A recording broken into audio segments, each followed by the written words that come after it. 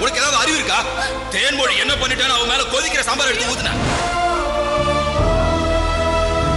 இந்த தேன்மொழி ஜெயிக்க பிறந்தவ. நான் நினைச்சது நடக்க என்ன வேணும்னாலும் செய்வேன். இது ஆரம்பம்தான்.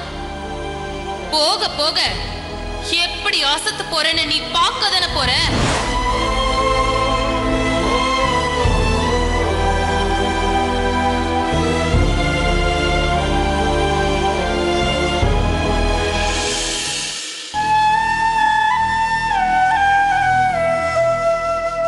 என்ன லக்ஷ்மி, எதுவுமே சாப்பிடாம வந்திருக்க? வெறும் வயிறோட படுக்க கூடாது. இந்த பாலையாவது சாப்பிடு.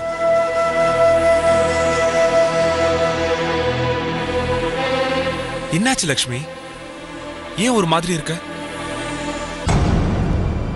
இல்லங்க, அவசரத்துல நான் தப்பான முடிவு எடுத்துட்டேன்னு தோணுது. லக்ஷ்மி, அவசரத்துல எடுத்த முடிவுன்னு நீ எதை சொல்ற?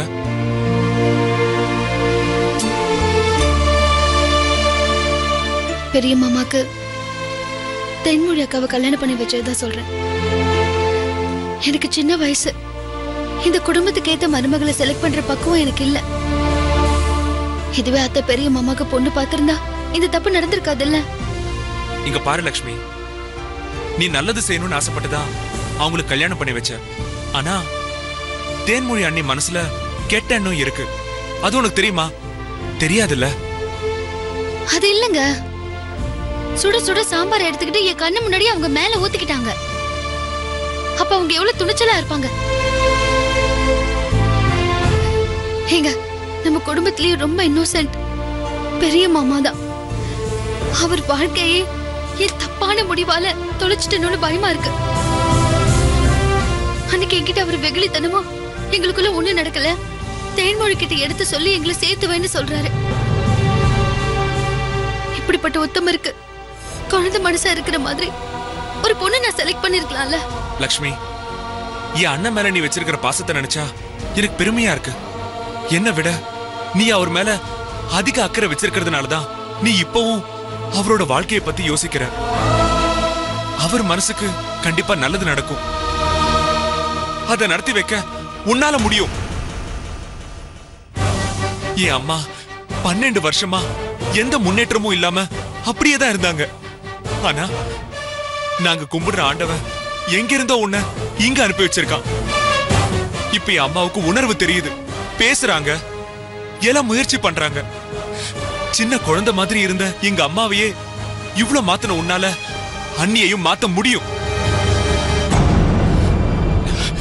எல்லாருக்கும் தைரியம் சொல்ற நீயே இப்படி சோர்ந்து போலாமா? தைரியமா இரு லக்ஷ்மி, தைரியமா இரு. இந்த பாலக்குடி ப்ளீஸ். வேண்டாங்க. ஏன் ஏன் வேண்டாங்கற? இப்பதான் நீ உடம்பு தேறி வந்திருக்க. இப்படி வயித்த காய போட்டா மறுபடியும் ஏதாவது வந்துரும். அப்படி வந்தா நீ கஷ்டப்படுறத பார்த்து என்னால தாங்க முடியாது. எனக்கு ஏதாவது ஒண்ணுனா கூட நான் தாங்கிப்பேன்.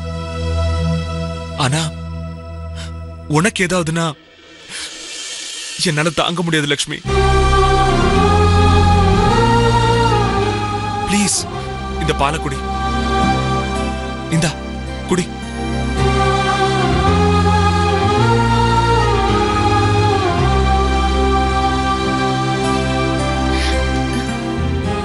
நீங்க சாப்பிட்டீங்களா?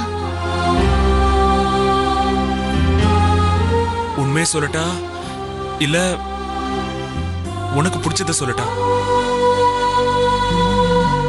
பிடிச்சதுன்னா உனக்கு பிடிச்சதுன்னா நான் சாப்பிட்டுட்டேன். உண்மைனா நீ சாப்பிடாம எனக்கு சாப்பிட பிடிக்கல.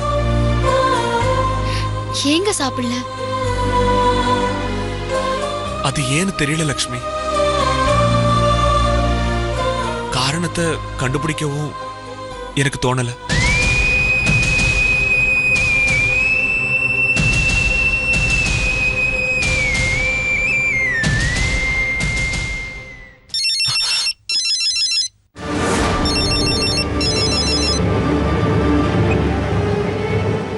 ஹலோ வெற்றி சார், இன்னும் நீங்க என் நம்பரை ஸ்டோர் பண்ணவே இல்லையா? போன எடுத்த உடனே என் பேரை சொல்லாம ஹலோன்னு சொல்றீங்க. யார் நீங்க? இதே லட்சுமியா இருந்திருந்தா என் குரலை கேட்ட உடனே கண்டுபிடிச்சிருப்பாங்க. இனிமே நீங்க என் வாய்ஸ மட்டும் இல்ல, என்னையும் ஞாபகம் வச்சிருக்கணும். முதல்ல நீங்க யாருன்னு சொல்லுங்க. நானா? நானா? ஊருக்கு நர்ஸ் நந்தினி.